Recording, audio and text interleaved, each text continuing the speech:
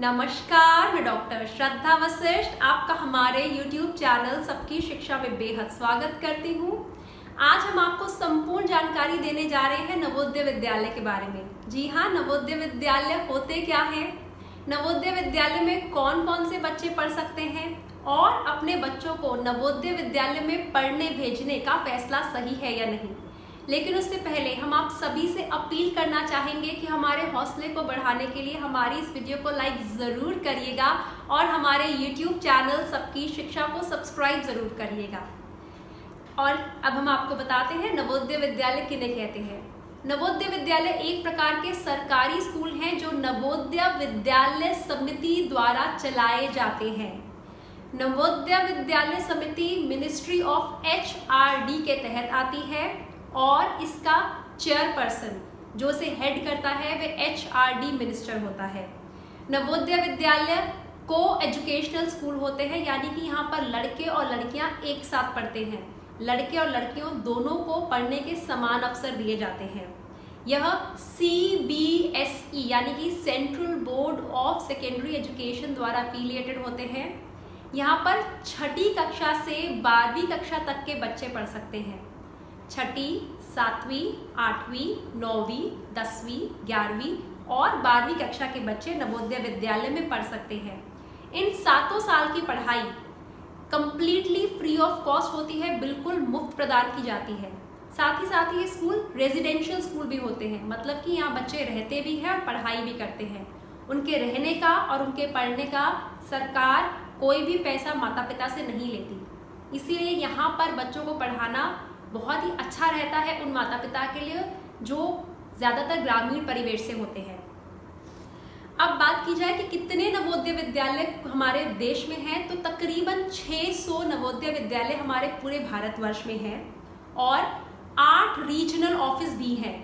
8 regional office कहाँ कहाँ पे हैं हम आपको जल्दी से वह भी बता देते हैं। भोपाल, चंडीगढ़, हैदराबाद, जयपुर, लखनऊ, पटना, पुणे और शिलांग। कक्षा छठी में दाखिला होता है, क्योंकि ये छठी से 12वीं तक के होते हैं। छठी में दाखिला होता है एंट्रेंस टेस्ट के माध्यम से। एंट्रेंस टेस्ट यानी बच्चों को लिखित में पेपर देना होता है। जब बच्चे पास हो जाते हैं तो उनका दाखिला हो जाता है।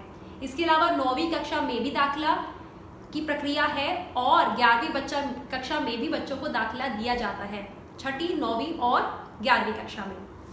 अब सवाल उठता है कि कौन कौन से बच्चे नवोदय विद्यालय में पढ़ सकते हैं। देखिए, नवोदय विद्यालय हमारे देश के सभी बच्चों के लिए ओपन है। सभी बच्चे हमारे देश के नवोदय विद्यालय में अगर पढ़ना चाहें तो वह एंट्रेंस टेस्ट दे और नवोदय विद्यालय में दाखिला ले सकते हैं।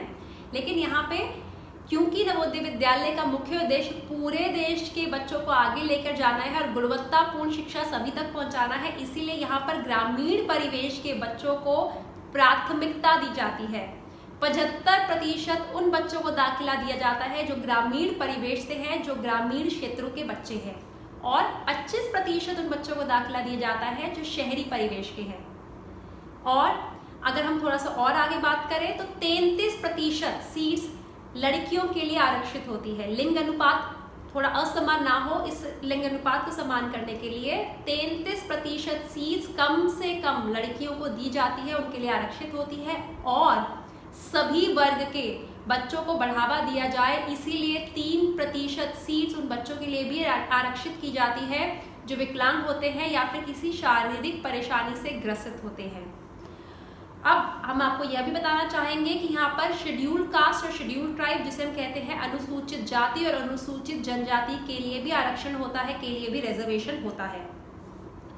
अब एक सवाल बार बार हमारे दिमाग में आ रहा होता है कि क्या यहाँ पर जो पढ़ाई कराई जाती है वह अच्छी होती है? अगर हम अपने बच्चों को नवोदय विद्यालय पढ़ने भेजेंगे तो क्या ये सही फैसला होगा?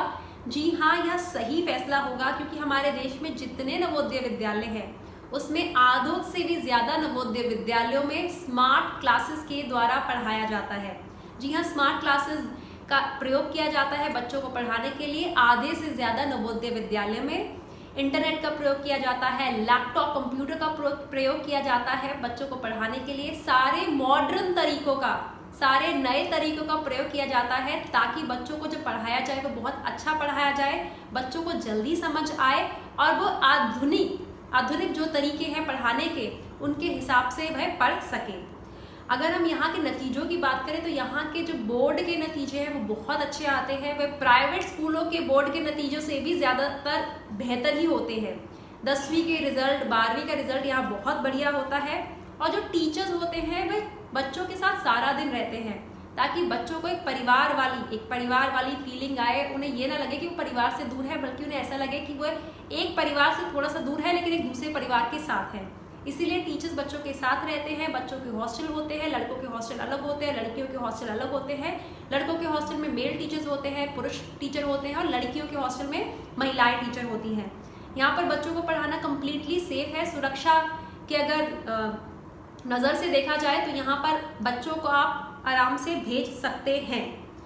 कुछ और लोगों के मन में बात आती है कि शिक्षा अच्छी पढ़ाई जाती है, बच्चों को पढ़ाना भेज सकते हैं, यहाँ पर सभी बच्चे पढ़ सकते हैं, और मतलब यहाँ पर एक को एजुकेशनल है, CBSE है। तो एक सवाल जो बार बार एक और माता पिता के मन में आता है कि यहाँ से पढ़े बच्चे, जो यहाँ से पढ़ के बच्चे निकलते हैं, क्या वे आगे कॉलेज की पढ़ाई में, आगे के क्षेत्रों में आगे अच्छे जाते हैं? जी हाँ, नवोदय विद्यालय के बच्चों ने स्कूल से निकलने के बाद बहुत अच्छे कॉलेजों में दाखिला लिया है, वे ज़िंदगी में बहुत अच्छा कर रहे हैं। तो अगर आपके बच्चों को मौका मिलता है नवोदय विद्यालय में पढ़ने का, वह 6ठी का एंट्रेंस क्लियर कर पेपर पास करके नवोदय विद्यालय में अगर उन्हें दाखिला मिलता है, तो उन्हें इस मौके का फ़ायदा उठाने दें और अपने बच्चों को नवोदय विद्यालय में पढ़ने के लिए ज़रूर भेजें। अगर आप नवोदय विद्यालय के बारे में और जानकारी चाहते हैं और जानकारी लेना चाहते हैं, तो हमारे YouTube चैनल सबकी शिक्षा को सब्सक्राइब करें, क्योंकि हम जल्द ही नवोदय विद्यालय के ऊपर ढेर सारी वीडियोस लेकर आने वाले हैं। अब मुझे डॉक्टर श्रद्धा वशिष्ठ को इजाज़त दीजिए। नमस्कार।